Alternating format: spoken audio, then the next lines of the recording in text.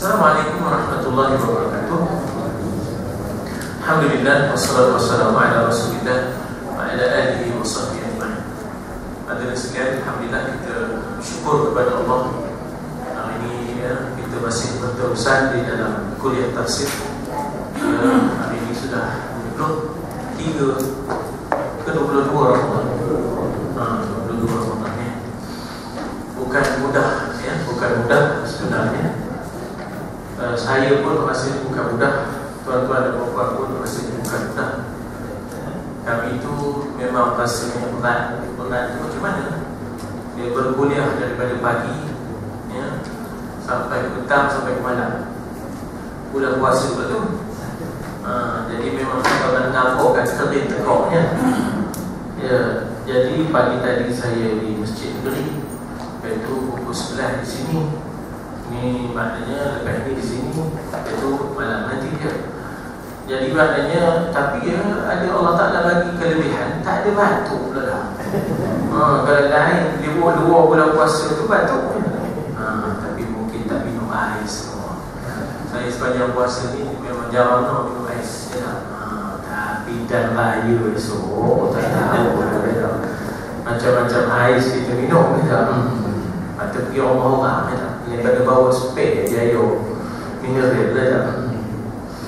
Tuan-tuan pernah ada juga tercabar juga, bukan senang nak mengaji kan bulan puasa. Antara Maulana dengan Maulana. Itu pun satu cabaran juga tu. Lembut bulan puasa ya, nak mengaji bulan puasa ni. Ya Allah, tahu nak ngabar kan. Silat-silat tak jadi Maulana, tak jadi Maulana. Ya Allah, tak tahu gitu ya. Jadi kok macam mana kita bersyukur kepada Allah. Alhamdulillah Allah pilih kita dalam siri-siri pengajian kuliah tafsir sepanjang bulan Ramadan. Sebenarnya kita dah buat ni selama 8 ya. Apa? Dia tak apa? Masa saya dah 8 tahun masih esok. Masa tu dah 8 musim lah begini. Dan saya buat ni sebenarnya bukan daripada saya. Maknanya dia sebenarnya daripada inspirasi daripada Syria. Ya, Syria itu begitu. Sebarang pengajian lepas maghrib bertukar menjadi pengajian lepas asar di Syria. Masuk di bulan Ramadan, dia pun tak berhenti pengajian. Ya, bahkan pengajian-pengajian lepas maghrib itu ditukarkan ke selepas asar. Sama ada tafsir ke fiqh ke. Jadi masjid-masjidnya hidup. Ya, masjid-masjidnya hidup dengan pengajian. Kita nak pergi pengajian tafsir ke fiqh ke lepas asar ke. Begitu pesennya di Syria. Yang kedua uniknya di Syria ni ialah lepas Jumaat orang tak terus balik.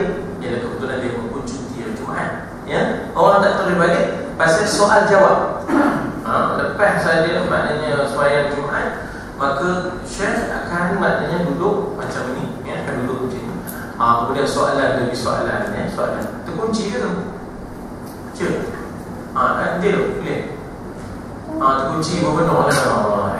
Tak sengaja, tak sengaja. InsyaAllah. Jadi maknanya di situ soalan demi soalan yang maknanya umat kemukakan dan maknanya syekh jawab soalan-soalan itu. Jadi itu pun satu yang menghidupkan. Sebab itu ramai orang tunggu, kami pakai tunggu lah. Pasal nak dengar jawapan-jawapan dan soalan-soalan ya, daripada umat Islam. Jadi di situlah touching ya, maknanya terasa memang hubungan yang cukup baik. Dan di sana tu tuan-tuan bukan bila syekh sampai dia pun tala'an badru alaina gitu. Jadi hubungan tu ya Allah tak tu nak nampak tu ya, apa yang hubungannya di antara syekh tidak dengan muridnya begitu hubungannya begitu mesra. Yang kita susah payah ya, payah kita nak dapat. Kemudian dia di sana suka ada menambah hubungan program yang informal, program outdoor, program di luar, kayu sikar dengan syekh, pergi ke kebun dia, ya, pergi ke kebun sekolah, kayu ramai-ramai sekolah dengan syekh. Sepanjang jalan tu ngaji Quran tu, sepanjang jalan tu ngaji lah daripada surah ke surah, surah ke surah tu, ramai-ramai. Jadi itu yang menyebabkan maknanya kita kata kekuatan. Ya, kekuatan itu dapat dan sebenar-benarnya ilmu ni sebenar-benarnya maknanya saya sendiri lah minta maaf lah, bagi saya antara Syria dengan Azhar, maka bagi saya Syria lah. Dan Azhar dapat dalam bentuk peperiksaan, ya, kita tahu level kita, perbandingan mazhab kita tahu, itu di Azhar ada kelebihan tertentu lah, ya. Tetapi untuk mendalam itu memang Syria tempatnya. Kita doakan supaya Syria ini kembali aman dan menjadi pusat ilmu, ya, kembali menjadi pusat ilmu. Tapi sebenarnya ini adalah kejadian-kejadian ini adalah dalam proses sebenarnya, ya. Di ujungnya Syria ini bakal bangkit dengan kebangkitan Islam yang sebenar, ya. Di ujungnya Syria ini bakal bangkit dengan kebangkitan Islam, ya. Itu keyakinan, ya, berdasarkan hadis-hadis, ya, insya-Allah. Jadi tuan-tuan dan puan, jadi saya dah sebut tadi tradisi ini tradisi yang kita harap dapat dikembangbiakkan di Sungai Siput, di Ipoh. Saya sebut ni sebab apa? Siaran kita ni, program kita ni akan ditonton oleh mereka yang di luar, yang kita. Jadi oleh kerana itu, maknanya mudah-mudahan dia boleh berkembang di Sungai Siput, di Ipoh dan sebagainya, supaya majlis kuliah tafsir ke apa pun boleh diadakan juga di bulan Ramadan, ya. Tak semestinya kita berhenti kuliah-kuliah. Bila dah berhenti tu nak start balik payah.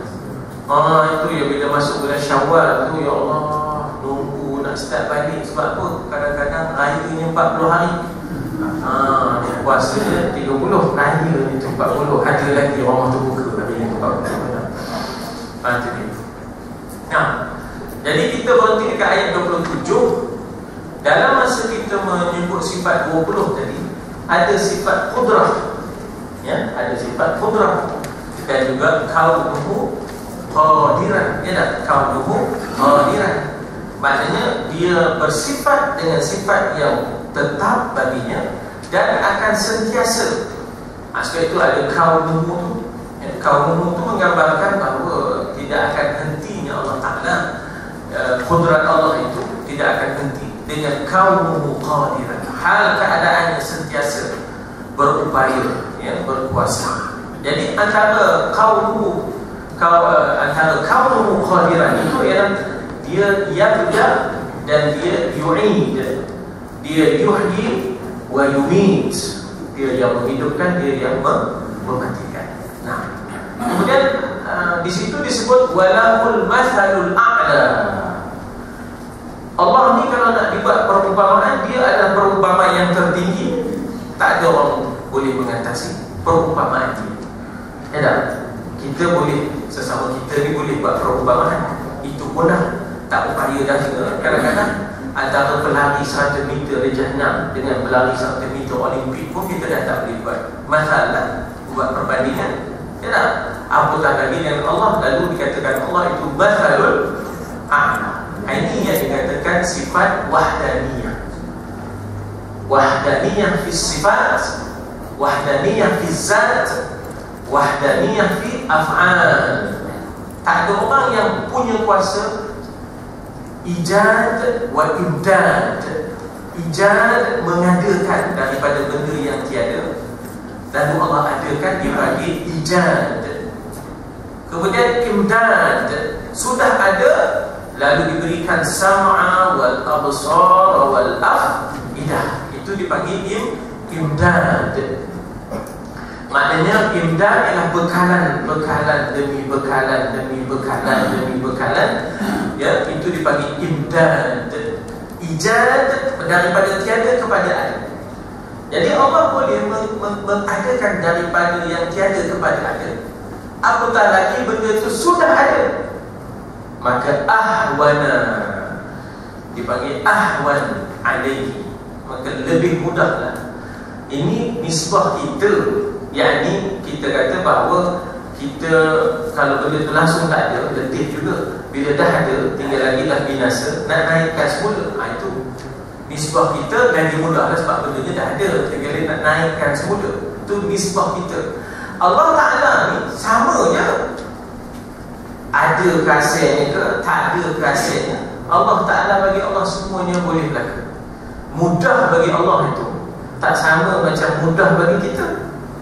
Mudah bagi kita ni kalau misalnya sudah ada lalu binasa, dia jadi mudah. untuk diadakan balik. Tapi Allah sudah ada ke, belum ada ke, bagi Allah sama je. Bagi Allah itu sama je. Dia macam kita itu maknanya nisbah kepada kita, benda yang belum ada nak diadakan payah sikit. Kalau sudah ada, tinggal lagi dia sudah rosak binasa, nak diadakan semula senang sikit, pasal dah ada rangka-rangka dan maknanya kita kata asas-asasnya. Tapi bagi Allah sama, bagi dia ada ke tak ada untuk mengadakan itu sama, maknanya bagi Allah sama je. Tak ada pula Allah jadi payah sikit kalau bendanya belum ada. Bila dah ada, Allah tu mudah sikit. Tapi nak bagi faham kita, tu yang turun wa ahwanu alaih. Nak nisbah kita tu lebih mudah, nisbah kita pada benda yang tidak ada pun Allah boleh adakan. Ini kan benda yang sudah ada, tinggal lagi dia rebut. Itu sahaja. Ya tak? Lalu lagi mudah nisbah kita. Tapi bagi Allah ada ke, ya tak ada ke, semuanya mudah bagi Allah. Innama amruhu idza arada syai'an an yaqula lahu kun fayakun. Ya tak? Hanya senyap urusan Allah itu apabila dia berkehendak sesuatu. Arada, ya tak? Berkehendak. Arada itu iradah. Iradah itu berkehendak. Orang yang berkehendak dipanggil murid. Sebab itu kita kata murid-murid. Murid-murid itu yang berkehendakkan ilmu, ya, muridin yang berkehendakkan bimbingan untuk membersihkan hati, ya tak?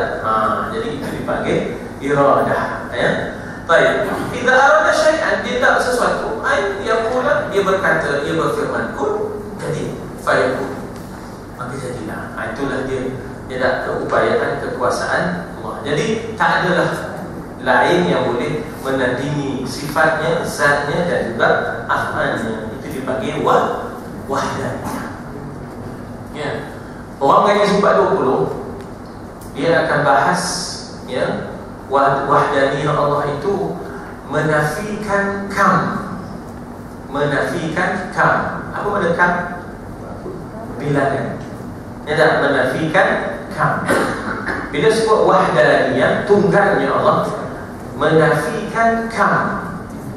Kam ni maknanya ialah kuantiti, ya, bilangan.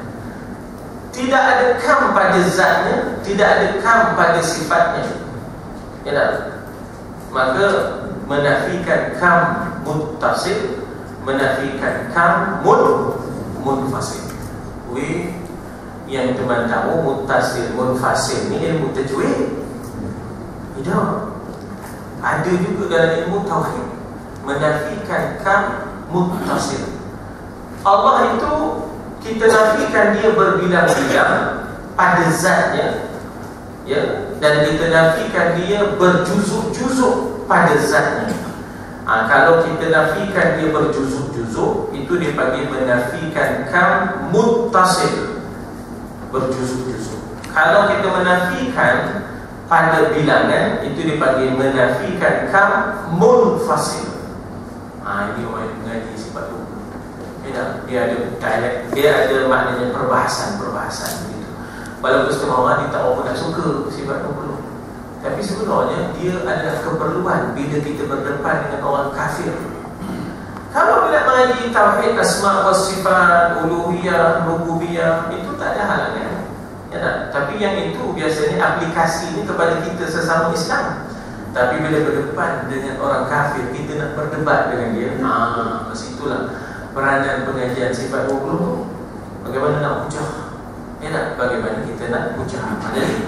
Jadi bagi saya kita terbuka nak guna tauhid sifat 20 ke, nak guna tauhid salaf dengan tauhid uluhiyah ke rububiyah ke. Yang penting kita tu takut ke Tuhan ke tidak, ya tak? Kita tu kenal ke tidak sifat dia, itu je. Nak kelahi buat apa? Kadang-kadang dia menggunakan Facebook ni, berkelahi masalah sifat 20, berkelahi masalah tauhid salah, uluhiyah, rububiyah. Kita ni buat apa kelahi saja, ya tak? Mudah tu, ya tak? Tak dapat kita ni, ya tak? Tak dapat nak kelahi kita ni, ya tak? Kena pula Facebook ni, ya Allah, dia boleh membawa kelahi ramai orang. Facebook ni dia boleh membawa kelahi ramai orang. Kalau tak ada Facebook, face to face je, 2 orang dia kelahi. Main Facebook ni, ya Allah, dia bawa kelahi ramai tu. Itu dia basic tu. Ini model tech buat ni dah. Model tech ni dah. Ini untuk awak hidup. Awak tak mau. Tapi ada peranan tertentu untuk kebaikan dan sebagainya dah. Tapi kadang-kadang dia menafikan dari sudut, maknanya kita kata authority, ilmu. Dia anggap semua orang boleh bercakap semua benda. Jadi menafikan soal authority, soal authenticity, ya tak? Soal maknanya kukuhnya sesuatu. Bagi dia tak ada yang kukuh pula lah. Semua orang boleh. Mana mahu, ya tak? Tak mahunya, ya tak? Ada orang yang sebidangnya kita kena faham, ya. Lalu maka di hujung ayat ini Allah menyatakan walahul mathalul a'la. Bagi Allah itulah mathalul a'la. Di sini diterjemahkan sifat yang tertinggi, yang boleh kita tangkap, ya tak? Yang boleh kita tangkap. Ada yang tak boleh kita tangkap, ya? Ada yang kita tak boleh tangkap. Dipanggil alam lahut. Dia ada alam mulk, alam malakut. Lagi satu dia panggil alam lahut, yang kita tak dapat tangkap. Tak dapat kita dipanggil apa ya? Deria. Kita tak dapat nak mencerap melalui deria yang ada. Panca indera yang ada tak dapat nak mencerap. Itu dipanggil alam lahut. Tak usah kata alam lahut, alam malakut pun kita tak dapat cerap. Kita tak dapat nak maknanya penetrate masuk dalam alam malakut, alam malaikat pun kita tak dapat masuk. Apa tengah dibuatnya, ramai mana dia, tengah kita di sini, di mana duduknya, hidup ke telangor. Mana telangor dia cahaya. Cahaya mana dia? Telangor dia cahaya, mana dia telangor? Jadi maknanya situ ada benda yang kita pun tak upaya. Ya tak? Kita sendiri pun tak upaya. Itu dipanggil alam malakut. Apakah lagi alam lahut, alam ketuhanan? Lagi walahul mathalul a'la. Itu bagi Allah lah. Maknanya perumpamaan yang maha tinggi, yang tertinggi, yang takkan sama dengan kita. Walau yakun lahu kufuwan ahad. Adalah bagi Allah itu seumpama. Tuan-tuan, saya ambil di nota 3534. Sebab 3533 itu hampir sama dengan ayat 11, ya, hampir sama dengan ayat 11. Cuba tengok 3534. Dikatakan mathalul a'la, ya, mathalul a'la itu contoh terbaik itu. Dia disebut di situ oleh Maulana Abdullah Yusuf Ali rahimahullah. Kecemerlangan, kebesaran, dipanggil azamah. Ya, azamatillah, ya, azamahnya kebesaran Allah serta sifat Tuhan mengatasi mana nama yang kita boleh sebutkan untuk memanggilnya. Walaupun kita menggunakan Asmaul Husna, tetapi sebenarnya itu nisbah kita boleh faham. Nisbah kita boleh faham. Ya tak? Hakikatnya bagi Allah itu ada nama-nama yang kamalat, ada nama-nama yang sempurna. Kalau tuan-tuan perasan, ya, daripada 99 itu ada seperti tidak ada di dalam 99 itu Hannan, Mannan, Kafi, Syafi. Mana ada dalam 99? Syafi ada. Syafi tak ada dalam 99. Ya tak? Kafi ada. Tak ada. Yang kita ya Latifu, ya kan? Kafi, Syafi. Mana ada dalam 99? Maknanya apa juga nama, ya tak? Apa juga sifat yang menggambarkan kesempurnaan dan kita tak upaya sepenuhnya. Hanya Allah Ta'ala bagi 99. Kemudian ada pula para ulama simpulkan jadi 20. Jadi kita tak ada marah pada ulama. Kita ucap terima kasih. Ada orang marah apa ni sifat-sifat 20. Apa nak marah? Orang dah tolong bagi kat kita untuk kita kaji sifat tu. Tak ada pasir pula kita nak klaim. Ya tak? Sifat 20 kecil. Tak nak mengaji Asmaul Husna 99. Yang lebih penting ialah bagaimana Allah Ta'ala sebut, Nabi sebut takhallaqu bi akhlaqillah, ya, takhallaqu bi akhlaqillah, berakhlaklah kamu dengan sifat ataupun akhlak yang ada pada Allah itu. Kalau Allah itu Rahman, ya tak, pemurah, kamu pun pemurah. Kalau Allah itu Rahim, kamu pun pengasih penyayang. Gitu. Pemurahnya Allah, sehingga Allah marah kalau kita tak minta. Itu orang pemurah. Pemurahnya Allah. Pemurah ni dibahaskan sehingga Allah marah kalau kita tak berdoa. Allah marah kalau kita tak minta. Ada kok saudara kita yang pemurah kan? Bila anak kita sambung belajar, kita tak kabur kat dia, dia marah. Harap kau nak kabur anak saudara aku menyambung. Boleh juga aku bagi sepupang pun. Itu orang pemurah. Allah Ta'ala itu maknanya Mazhalul A'la, sehingga kalau kita tak berdoa, Allah murka. Ya tak? Maknanya Allah suka kita meminta. Sebab ada sifat hamba, sifat merendah diri, sifat memerlukan, dan mengiktiraf Allah As-Samad. Jadi maknanya hebatnya pemurah ni, sehingga kalau orang tak minta, dia marah. Engkau mau nak beli itu, engkau mau nak buat ini, kabur je. Itu pemurah. Kalau orang yang bakhil, tuan-tuan, susah, minta air tak bagi. Orang nak mencari bunga je, ya Allah, bukan dia banyak bunga ni pun. Kalau tidak tumpuk bunga tu, apa salah sikit je, pahala dapat. Orang yang bunga teluk segok ni nyongin, jorang aja. Kan dapat pahala, nyongin dapat pahala.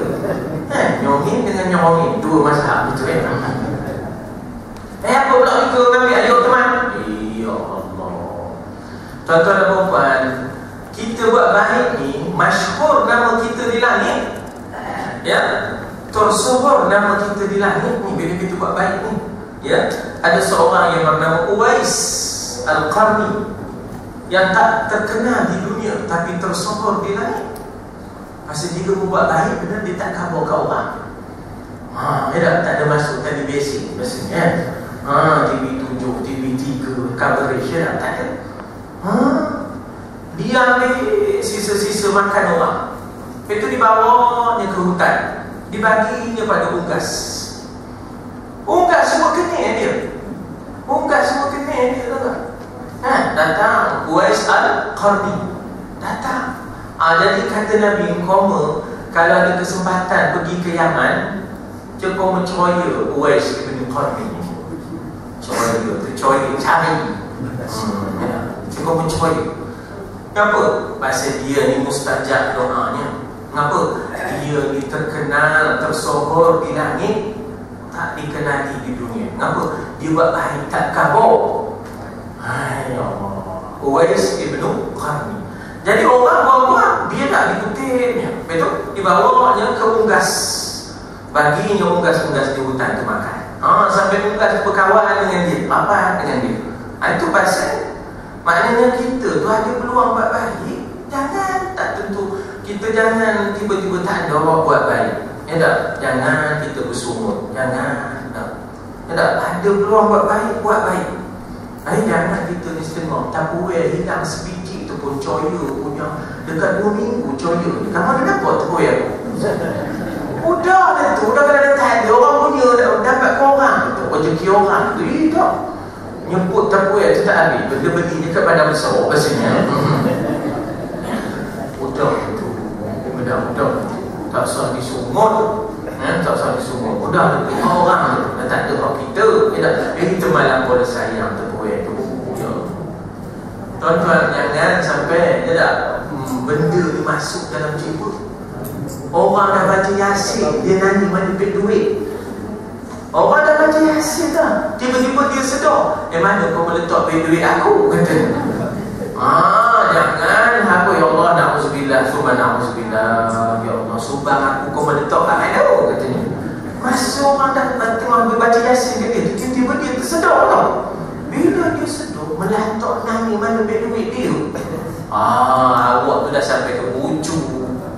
mudah nunggu hari dan nyepit duit aku lagi, ya tak? Jadi sebenarnya ya Allah, jangan. Kalau Allah dah sifat Ar-Rahman, kita bersifatlah berakhlak dengan akhlak yang dikatakan pemurah itu. Benda bukan kita punya, sebenarnya Tuhan punya. Wa mimma razaqnahum, apa yang kami beri rezeki kepada kamu, mereka belajar. Di situ lebihnya orang kuala ni, ya Allah. Ya, Ustaz Mutali Ma'ruf pun puji orang kuala. Ustaz Sobri pun puji orang kuala. Apa ya Allah, cukup umurah. Ya tak, hantar bentang sejahtera dia, dong lah tu. Ya betul dia menyebut nama kita di belah sana, di belah Kedah, di belah apa, ya tak? Nah, dikekalkan dan ikhlaskan niat, ya tak? Jadi kalau orang nak itu sikit, nak ini sikit, kita jangan banyak kira, ya tak? Bagi sebab pahala belaka tu, pahala belaka, ya tak? Itu dia.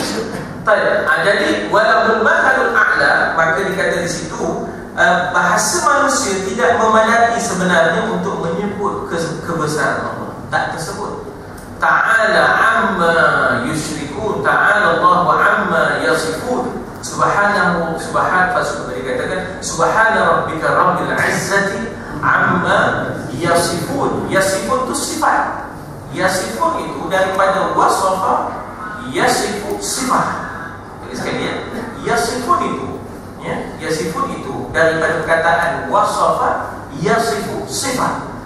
Jadi maha suci Allah daripada apa yang mereka cuba sifat-sifatkan Allah. Tak upaya manusia sebenarnya nak mensifatkan Allah. Yang kita boleh tahu sifat Allah pun Allah yang beritahu. Adapun manusia sendiri, ya tak? Manusia sendiri tak upaya untuk mengetahui sifat Allah itu, ya. Bahasa tak cukup. Kita hanya boleh membuat sedikit sebanyak tanggapan, ya tak? Tentang peringkat kita menggunakan perumpamaan, misalan, tamsil, ibarat. Tapi nak tepat tak upaya, ya. Tetapi walaupun demikian, yang paling tinggi ta'ala Allah yang kita boleh buat tanggapan tentangnya masih lagi jauh daripada hakikat yang sebenar, ya tak? Kalau kita sebut tentang syurga dengan sungai-sungai madunya, dengan sungai-sungai daripada araknya, dengan sungai daripada susunya, kalaulah manusia nak cuba buat, masih jauh daripada hakikat yang sebenar, tidak? Kerana Tuhan adalah yang ta'ala, yang maha tinggi, ya, hakim, yang maha bijaksana, melebihi segala yang paling tinggi dan paling bijaksana yang kita boleh fikirkan. Jadi di luar makna itu dikatakan walahul mathalul a'la. Dalam permulaan doa kita itu, kita ada mengatakan la nusmi thana'an 'alaika kama athnaita 'ala nafsika. Kami tak akan dapat memuji engkau dengan pujian. La nusmi 'alaika thana'an kama athnaita, sebagaimana engkau memuji dirimu, kama athnaita 'ala nafsika. Macam mana pun kami cuba memujimu ya Allah, takkan sama dengan pujian-pujianmu terhadap zatmu, terhadap sifatmu. Itu betapa pun kita cuba puji Allah, takkan sama dengan sebenar-benar puji yang selayaknya bagi Allah Subhanahu Wa Taala. Ini tuan-tuan yang berbuat. Oleh kerana itu, yang kurang itu kita, yang sempurna itu Allah, ya. Apa yang Allah ada bagi, maka kita wakafkan, kita infakkan, ya. Jangan kita berkira, ya tak? Sebab itu wa mimma razaqnahum yunfiqun, ya. Apa yang kami dah bagi rezeki kepada kamu, maka infakkanlah, ya. Belanjakan pada jalan Allah. Itu dia, ya tak? Ya. Kemudian masuk ayat 28, Allah sekali lagi membuat mathalan, perumpamaan, ya. Yang mana kali ini fokusnya kepada diri kamu, min anfusikum, ya tak? Min anfusikum. Satu jalan, kata Maulana Abdullah Yusuf Ali, yang melaluinya kita boleh mendapat sedikit sebanyak tanggapan. Tanggapan ini kita dapat faham dan mencerah, ya tak? Bagaimana Allah itu takkan sama tahapnya dengan makhluk. Caranya ialah berkenaan dengan perkara yang lebih tinggi daripada yang ada pada darjat wujudnya kita, ialah dengan kita berfikir menggunakan ibarat tamsil yang diambil daripada kehidupan dan pengalaman kita. kita ada susu, kita ada arak, kita ada mani, untuk memudahkan faham.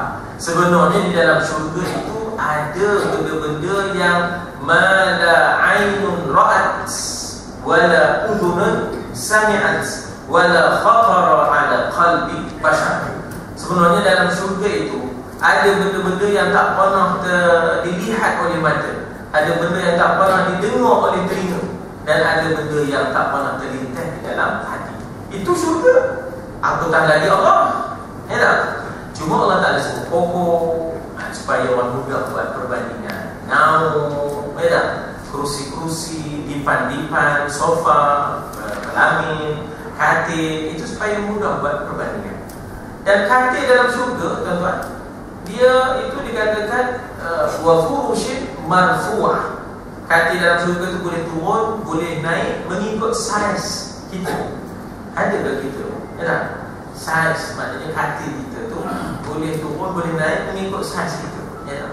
Kalau toka ada, ya tak? Kalau toka tu, kalau kita duduk Mercedes yang orang kata yang baru ni, kita duduk, kalau kita kaki panjang, dia punya kerusi tu dia jalan sendiri ke belakang. Kalau kita ni kaki pendek, maka kerusi tu jalan ke depan. Bukan ada hantu raya, tak ada. Tapi dia sensor. Dia sensor, ya tak? Duduk dalam syurga, begitulah, wa furushin marfu'ah. Ya tak? Katil yang boleh naik dan boleh turun mengikut saiz orang yang naik, ya tak? Jadi katil orang dulu-dulu ada tengok kan, tuan? Orang dulu-dulu punya katil yang kahwin tu kan, yang boleh buat orang tu. Mau tinggi, dia berjaya naik, ya tak?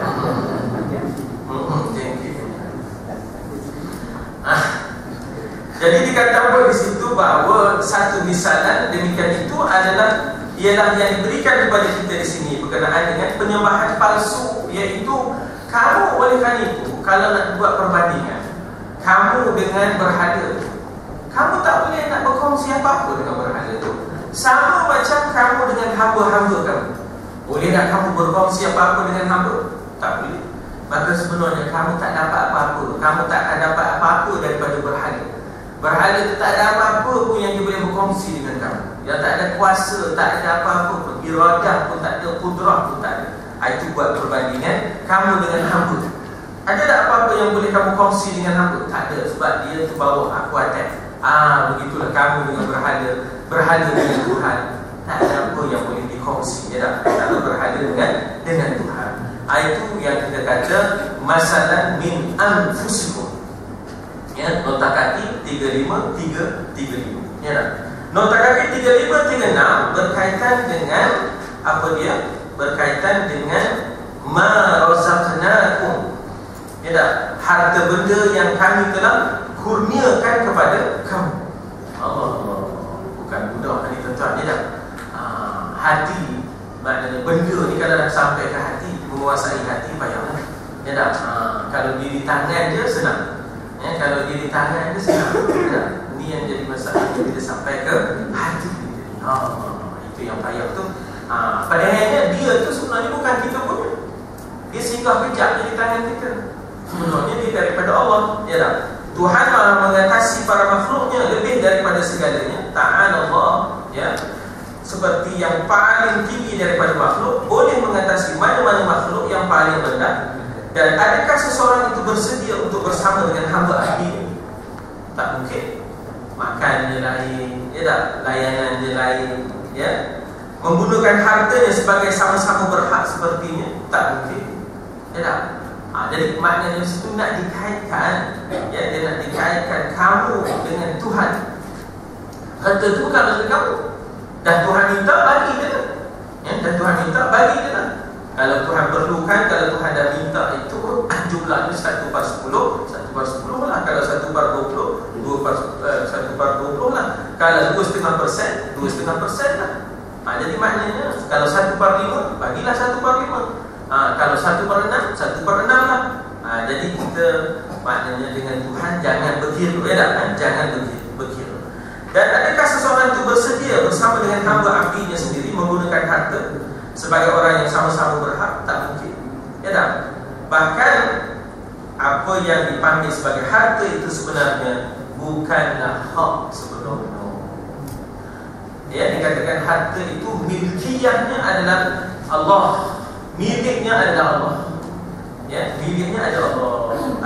Ada kan di rumah Aisyah ada 3 biji taman. Tiba datang 2 beranak. Assalamualaikum, salam. Ada kemakanan.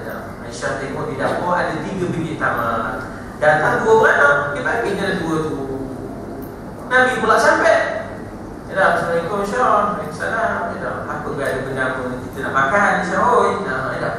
Aisyah kata tadi ada 3 biji taman. Kata datang pula 2 beranak. Kata dia meminta makan. Kata bagi Kata tinggal 1 kan. Kan Nabi kata yang bagi pada orang tu kata kita esok di akhirat. Ini bukan senang. Ya Allah, bukan senang tu. Jadi berjayanya Nabi itu mendidik Aisyah. Berjaya Nabi itu mendidik Aisyah. Jadi bukanlah hak kita sebenarnya, bahkan itu dikurniakan oleh Tuhan. Ianya adalah miliknya dalam percakapan kita je. Hakikatnya bukan kita punya. Tiada yang kita punya, semuanya Allah punya. Kata siapa? Kata Iwan. Tak ingat. Iwan kan kata orang itu penyanyi dangdut dulu, tapi alhamdulillah sekarang dah faham, dah sentuh, ikut jemaah tabligh dan sebagainya. Dia buat lagu. Tiada yang kita punya, semuanya Allah punya. Tak ada. Diri kita ni pun bukan kita punya, Allah Ta'ala punya. Allah Ta'ala suruh ubat, itu ubat. Allah Ta'ala suruh tidur, tidur. Allah Ta'ala kata jangan tidur, jangan tidur. Ini tak ada kait dengan yang mana-mana pihak, sama ada yang hidup ataupun yang mati. Tidak. Jadi kita sebut kita punya itu kebetulannya. Bagaimana manusia itu boleh mengangkat makhluk menjadi sama dengan Tuhan, lalu disembah oleh makhluk. Murugan tu kan. Bukan ke 4 bulan, 5 bulan tu terbalik dia dekat batu kir tu. Qiyamuhu bikrin. Bukan qiyamuhu binafsihi. Kita mengaji Tuhan yang kita sebut qiyamuhu binafsihi. Qiyamuhu bi arba'akrin. Saya tak ingat kali cakap Arab beda. Berdirinya murugan itu dengan 4 biji krim. Kalau tidak tak ada terbalik. Itu pasal. Jadi macam mana boleh kamu minta jadi dia orang tak ada. Jadi sebenarnya ayat ni sebenarnya nak mengajar Quraisy, kufar Quraisy. Kok mau dia ikut? Kok mau dia mengikut? Itu dia tentang maknanya, tentang kita kata tentang fima razaqnakum. Kemudian lagi satu ayat, adakah kamu takut kepada mereka? Fa antum fihi sawa takhafunahum. Kamu takut makhluk? Kamu tak takut Khaliq? Kamu tak takut Tuhan? Kamu takut makhluknya lebih daripada Tuhan? Itu soalannya tu. Itu soalan. Jadi manusia memang ada perasaan takut, itu fitrah. Tapi jangan takut pada manusia, jangan takut pada makhluk mengatasi takut kita kepada Allah. Itu satu fitnah. Itu membawa fitnah. Jadi sebab itulah fitrah itu mesti dikawal dengan wahyu. Jangan sampai melampau-lampau takut makhluk lebih daripada Khaliq. Lebih daripada Khaliq. Manusia merasa takut terhadap sesama mereka sebagai orang yang mempunyai taraf. Dalam bahasa Arab dipanggil taraf, taraf, yang sama dalam suasana masyarakat yang sentiasa berada dalam keadaan perang antara penjajah yang dijajah, antara kuasa kecil dengan kuasa besar. Untuk menghilangkan rasa takut, mereka lalu melantik sesuatu pihak untuk memegang kuasa dan kewenangan daripada kalangan mereka yang boleh melindungi mereka, yang boleh menyatukan, yang boleh maknanya memerintah mereka untuk berdepan dengan cabaran-cabaran daripada makhluk ini tadi. Tetapi yang dilantik itu, yang dipilih itu, mestilah pergantungannya kepada Allah.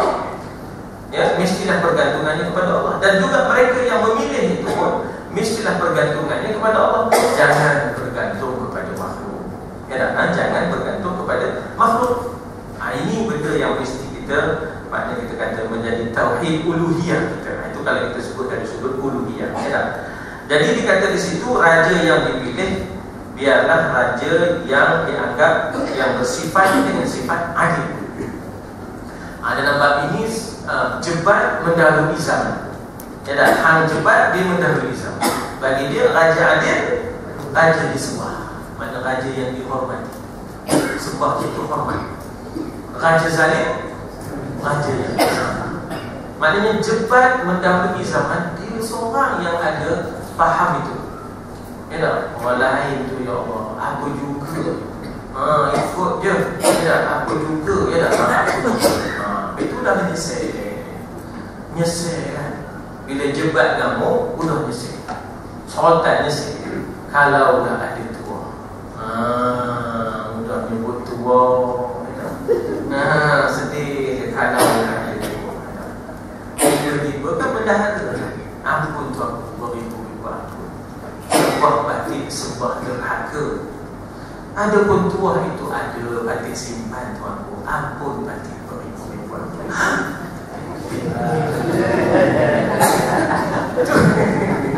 Tak habis saya buat skrip. Tuan-tuan pun dah nanti dah habis skrip. Terpaksa. Jadi maknanya di situ bagaimana ya, yang bersifat adil untuk menjaga dipanggil ri'ayah dan inayah. Sebab itu kita guna perkataan dengan penuh ri'ayah. Ri'ayah itu dia meraihkan, dia menjaga, ya, dia menjaga, melindung. Itu dipanggil ra'i. Maka dia punya kata namanya ri'ayah, ya, ri'ayah, memberi perlindungan kepada mereka. Ya, jadi dia itu ra'i, meraihkan kita. Kita ini jadi ra'iyah. Ya, kita ini mendapat ri'ayah, dan kita ini dipanggil ra'iyah. Orang boleh kata rakyat. Ya, kita tak ada ain. Kita tak ada ain, ra'iyah tak ada, jadi rakyat. Dengan kaf. Ya tak? Dengan kaf rakyat. Ya tak? Jadi ada tu pengaruh Arab di situ ya. Dan dia kata memberi perlindungan kepada mereka daripada rasa takut ini. Nabi satu ketika walaupun berdentum ngauman kuat di hujung Madinah. Nabi awal yang pertama sampai ke penjuru tu. Bukan para sahabat. Tengok tu ya, dia presiden, dia ketua. Ya Allah, nak jadi macam Nabi bukan senang. Dia dulu bangun, kan? Bukan lambat baru sampai tu. Sampai pula baju masuk dalam, ya kan? Pergi tengok Allah terbakar, baju masuk dalam. Mana mahu pemimpin ni bila pergi Allah terbakar, kena kasut pun, ya dah, kasut tinggi sikit, tolong angkat apa yang patut. Ini pergi baju masuk dalam, apa? Ya dah. Jadi Nabi Muhammad itu bila ada ngauman kuat di hujung Madinah tu, bergaul dan bergema ngauman itu sehingga semua Madinah terjaga. Sebagai pemerintah, dia melindungi. Dia orang yang boleh sampai di hujung itu. Baru para sahabat sampai. Bukan senang rupanya nak jadi pemimpin ni, ya tak? Dekat mangkok senang, ya tak? Tambah dapat 200, Nabi kemain mangkok, ya tak? Jadi dikatakan di situ bagaimana melindungi mereka dari daripada rasa takut, memberikan kepada mereka susunan cara hidup yang tetap, adanya pemerintah dan ada yang diperintah, adanya ra'i dan ra'iyah, ya, adanya ra'i dan ra'iyah. Sebab itu Nabi bukan sahaja menjadi imam solat, tapi dia juga adalah ra'i, dia juga adalah dipanggil rais ad-daulah, ya. Rais itu ketua lah. Rais itu maknanya ketua, rais ad-daulah. Rais yatim, ketua kepada anak yatim. Tetapi mereka mestilah taat kepada kekuasaan dan mentakzimkan. Tadi maknanya memberikan penghargaan, memberikan kepercayaan kepada orang yang sudah terpilih, orang yang sudah terlantik. Dikatakan la Islam illa bil imam, wala al imam illa bil ta'ah. Tak ada Islam melainkan mesti ada, maknanya kita kata bil jamaah, ada jamaah. Walal jamaah illa bil imam. Tak ada makna jamaah melainkan mesti ada pemimpin. Dan tidak ada makna pemimpin illa bil ta'ah, melainkan dengan ketaatan. Ya tak? Bergantung kepada kekuasaan ini yang tertinggi ini demi untuk mendapatkan ketenangan dan keselamatan. Jadi kalau nak dibandingkan dengan berhala itu, ya tak? Berhala itu bukan mathalul a'la. Berhala itu tak mampu membantu dirinya sendiri. Ya, berhala itu dikatakan in yuridnir rahmanu bidurrin la tughni anni syafa'atuh. Tak akan dapat mereka itu memberikan syafaat. Syafaat itu pertolongan lah. Jadi berhala itu la tughni anni syafa'atuhum syai'an wa la yunqidhuni. Mereka tak akan dapat boleh menyelamatkan aku ini. Yunqidhuni itu nun tu bagi bawah. Tapi kita berhenti alif disebut jadi yunqidhun. Tapi kalau kita tak berhenti dia ada nun bagi bawah. Jadi ni itu aku. Ya, tak akan dapat mereka menyelamatkan aku. Berhala ni ya. Jadi bergantung kepada kekuasaan yang tertinggi. Walaupun di kalangan orang yang sama taraf dengan mereka, ya, kemudian dia terpilih untuk menjadi ketua, ada haibah. Ya, ada haibah. Ya, ada wibawa. Ada rasa segan, takut. Ya, tetapi manusia tidak merasa takut, tidak taat memuliakan orang yang menjadi hamba Allah. Jadi maknanya di situ bahawa kenapa nak dimuliakan yang rendah seperti berhala-berhala yang tak upaya, yang tak boleh berbuat apa-apa, ya tak? Ataupun orang yang bergantung hidupnya kepada mereka. Kalau tuan-tuan tengok dia membuat berhala tu, lepas tu dia membawa naik kereta tu, kereta beriat kan? Dia membawa naik kereta beriat, bawa ke tempat dia ke Kuwait. Dia sendiri ni tak boleh jalan. Jadi macam mana dia nak nolong orang? Dia sendiri pun tak boleh jalan. Ngempok kan? Kita kalau kawan orang tak boleh jalan macam mana? Minta maaf ya? Minta maaf kan? Kita kalau jalan lambat minta maaf. Mana mikro ni lambat no? Orang kena cepat. Suami dia tak dapat. Isteri dia ngenok dia ke depan. Itu medik tahu dia kan? Medik tu kan besar. Medik ini besar tempat dia mikro jalan belahan penuh. Cuma dia nak pergi kan senang nak tawak ni. Mikro duduk di sini senang. Sudahnya suaminya buat announcement 3 kali dia dah mencari isteri yang tak kunjung pada, yang tak pulang-pulang. Ni bukan maksudnya tempat lain. Insan bergantung kepada Tuhan dan berhajat kepadanya. Sebab itu dikatakan insan itu dikatakan Allahus Samad. Allah itulah tempat bergantungnya manusia secara mutlak, tanpa syarat. Ya, tanpa syarat kita kena bergantung kepada Allah. Ya, Tuhan adalah kekuasaan yang tertinggi. Tuan ada kadang-kadang orang tu dibawa, dipegang, dia pakai bengkong sini kan. Dia pakai tangkai. Kami kalau apa-apa jadi, kami ada. Ya, kami kalau apa-apa jadi kami ada ni. Kamu apa dia? Jadi dia dah macam tak ada Tuhan dia. Udah bengkong itu, tangkai itu Tuhan dia pula dah. Itu yang bahaya tu, ya, itu yang bahaya kita. Ya tak? Jadi kita itu pergantungan kepada yang tertinggi, ya, tanpa terkira. Dia tidak bergantung kepada kita. Ya, kalau kita tak sembahyang, kalau kita tak taat, ya, lah dikatakan di situ bahawa Allah tidak akan memberi bekas dan kesan apa-apa. Kalau semua kita sembahyang, kalau kita semua taat, Allah juga tak akan menerima kesan apa-apa. Yang kesan baik dan kesan buruknya kita. Wa ma tuqaddimu li anfusikum. Ya tak? Wa ma tuqaddimu min khairin fali anfusikum. Apa juga kamu buat baik, maka sebenarnya untuk kamu. Pulangannya untuk diri kamu, bukan untuk Tuhan. Ya tak?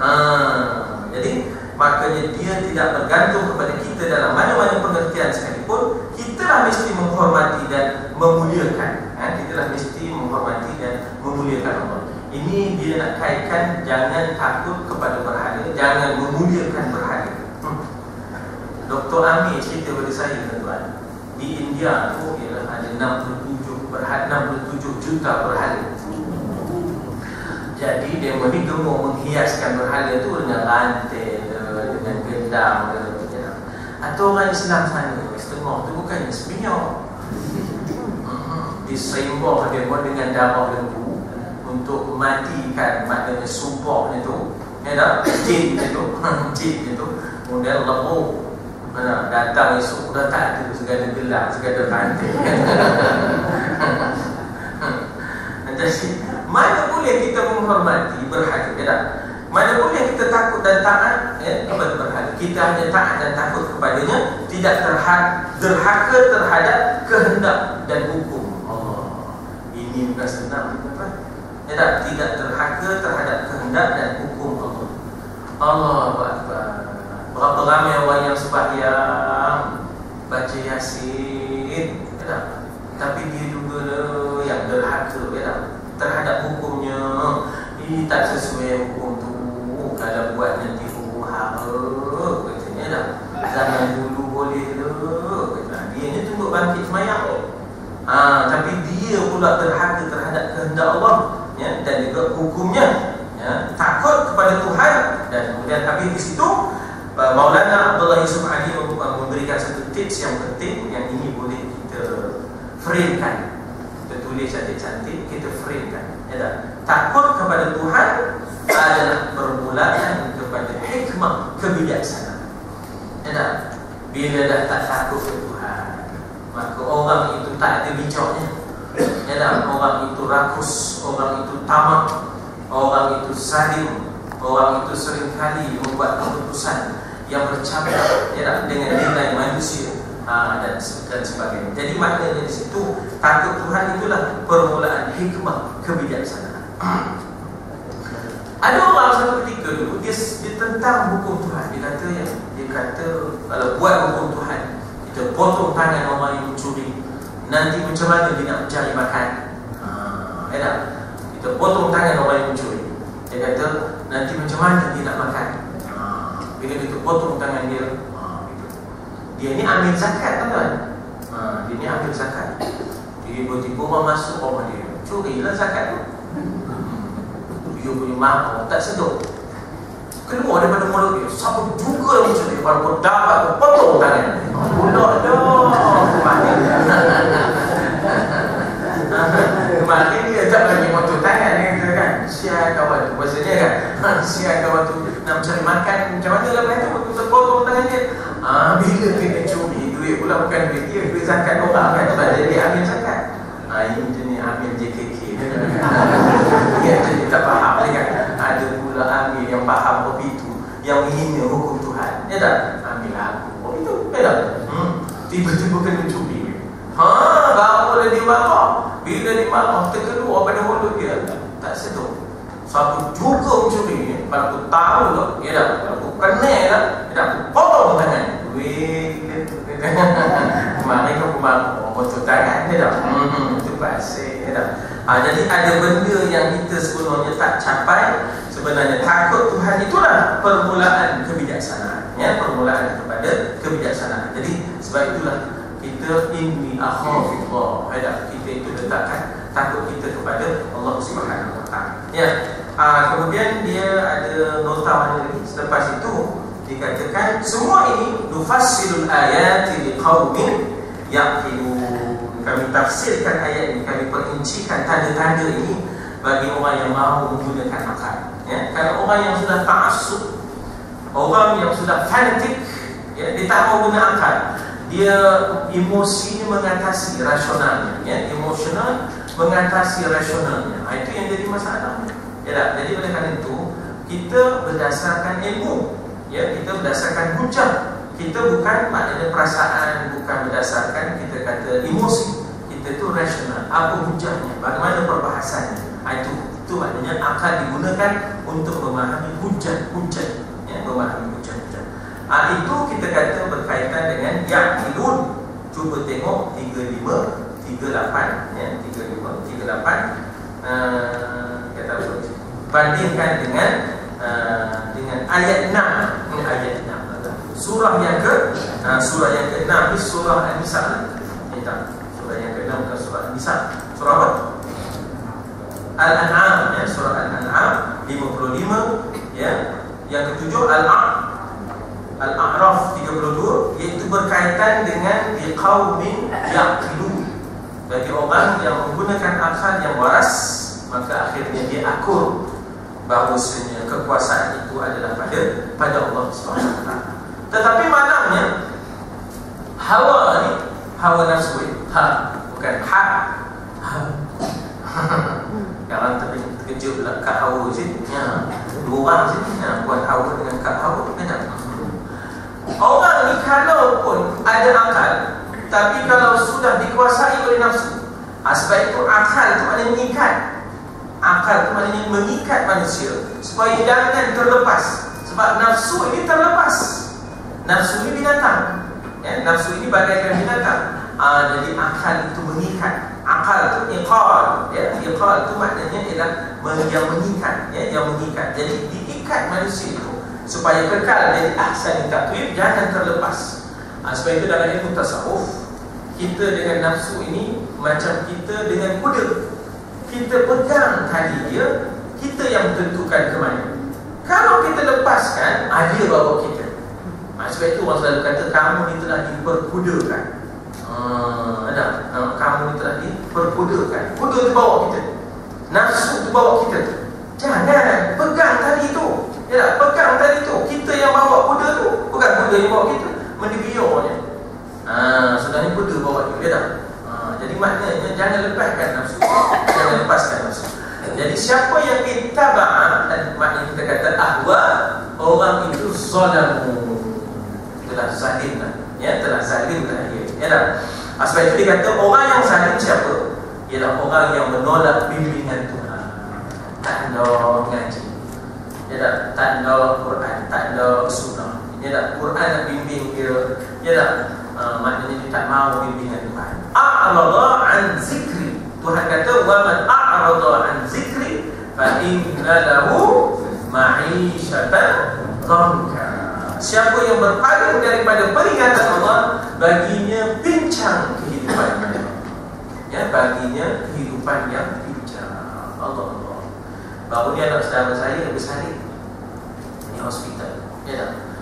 Anak yang ditinggalkan hasil daripada sumbang mahram, anak yang ditinggalkan kerana masalah kuning, telefon mak ayah tak datang, maknanya ada yang beranak tapi belum kahwin, tinggalkan anak di situ. Jadi maknanya menjerit-jerit anak-anak dalam incubator tu apa semua.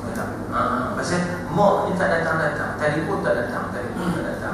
Jadi nurse pun nak mengendalikan semua banyak.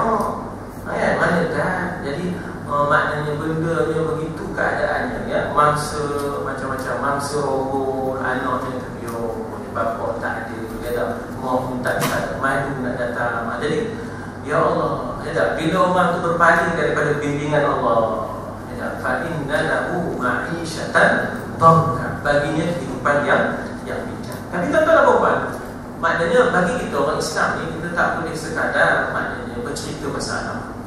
Kita mesti practical, operational, buat sesuatu, untuk membantu. Kalau kita perlu seumpama rumah, rumah yang dibuat macam kita kata batu gajah, rumah pemulihan. Kalau kita upaya, kita kena buat. Sebab setengah tu mangsa kepada kerakusan, jadi kemudian mak bapak tak terima misalnya, jadi siapa nak bela dan bela mereka, dan maknanya kita kata bahawa umat Islam itu umat yang menyelesaikan, bukan umat yang hanya mengutuk dan maknanya marah begitu, mengiling kepala. Sebenarnya ramai orang ngiling, ramai orang ganggu. Kita tak kurang orang yang ngiling, kita tak kurang orang yang ganggu. Tapi yang kita kurangi orang yang melaksanakan apa yang dia anggap dan meninggalkan apa yang dia ngiling. Ngiling-ngiling tu kadap juga, ngiling-ngiling tu kadap juga, angguk-angguk tak buat juga, angguk-angguk tak buat juga, sebab itu saya ada pesan-pesan pada orang ibu. Saya kata di Kepayang Fairpark ni banyak orang tinggi. Buatlah pusat pengajian, kemudian buatlah rumah-rumah penginapan untuk orang-orang yang datang ke hospital, yang tidur di tepi-tepi jaga-jaga. Dia ada rumah persinggahan, penginapan, dia boleh mandi, dia boleh berunjung.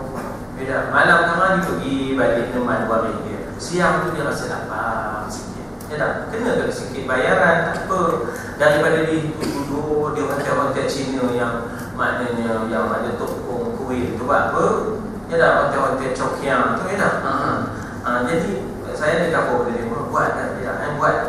Maknanya kita tu biar dilihat boleh menyelesaikan masalah. Jangan hanya bercakap tentang masalah. Orientasinya ialah action oriented, bukan hanya banging the table oriented. Bukan kira nak bakar apa yang kita buat, tak ada. Jangan. Kita kena buat sesuatu yang konkret, yang orang nampak apa yang kita buat. Jadi dikata di situ, orang yang menolak bimbingan Tuhan, melanggar hukum dengan sengaja, telah pun meletakkan diri mereka terkeluar daripada rahmat Allah Ta'ala. Zalamu anfusahum. Orang itu telah menzalimi diri mereka. Dalam hal ini mereka meletakkan diri mereka terkeluar daripada ilmu. Afara'aita man ittakhadha ilahahu hawahu wa adallahu Allahu ala ilmin. Dia sesat kerana dia menolak ilmu. Dia mengutamakan hawa nafsu. Dalam hal yang demikian, maka mereka mesti menderita. Orang yang mengikut hawa nafsu, hidupnya pincang, menderita. Dan dikatakan puncanya tanggungjawab diri mereka sendiri. Fala talumanna illa nafsak. Jangan kamu mencerca dan menyalahkan sesiapa kecuali diri kamu. Fala talumuni wa lumu anfusakum. Jangan cerca aku, kata Allah, cerca diri kamu. Aku dah sediakan bimbingan, petunjuk, hidayah, panduan, kamu tak mahu. Jadi dikata apa di situ, menderita, mengalami akibat daripada tanggungjawab diri mereka sendiri yang mereka abaikan, yang timbul daripada Tuhan, di mana Tuhan sebenarnya telah mengurniakan kepada mereka. Tuhan memanglah memberikan kebebasan, tapi Tuhan bagi panduan, imma syakiran wa imma kafura. Kamu nak bersyukur ke kamu nak kufur? Tapi ingat, kalau kamu kufur, inna a'tadna lil kafirina salasila wa aghlala. Kalau kamu kufur, kami sediakan kamu rantai-rantai dan belenggu-belenggu. Kalau kamu kufur, hidup kamu pincang. Jadi kita hendaklah bersyukur, jangan kufur. Kita hendaklah membuat pilihan yang betul. Fa'alhamaha fujuraha wa taqwaha. Lalu diberikan ilham, dua ilham. Satu ilham buruk, satu lagi ilham taqwa. Fujur, ilham buruk, taqwa, ilham baik. Maka Tuhan kata, qad aflaha man zakka wa qad khaba man dassaha. Beruntunglah orang yang membersihkan jiwanya, menerima bimbingan Allah. Wa qad khaba, dan rugilah orang yang mengotori dirinya, jiwanya dengan dosa, berpaling daripada peringatan Allah. Siapakah yang boleh membimbing mereka? Kalau dah tak mahu bimbingan Allah, faman yahdi. Faman yahdi wa man yudlil fala hadiya. Wa man yudlil fala hadiya. Siapa yang boleh membimbing mereka ataupun memberi pertolongan? Wa ma lahum min nasir. Jadi disitulah akhirnya mereka tewas di dalam peperangan Badar. Quraisy akhirnya tewas di bulan Ramadan dalam peperangan Badar. Tewasnya Quraisy itulah orang kata permulaan munculnya Empire Islam. Kalau orang tanya bila munculnya Empire Islam ataupun pengaruh Islam yang begitu hebat itu bermulanya bila? Jawabnya dengan kejatuhan Quraisy di Badar. Itu start kemunculan kekuatan. Terkejut Rom, terkejut Parsi. Bagaimana kuasa kecil ini boleh mengalahkan, maknanya kita kata kuasa mereka, kuasa Quraisy yang hebat itu. Dan disitulah maknanya Ramadan mencetus kemenangan. Ramadan mencatat tawarikh, mencatat sejarah. Ramadan bukan hanya tarawih, tetapi Ramadan juga tawarikh. Wallahu a'lam. Kita berhenti di situ dekat ayat 30.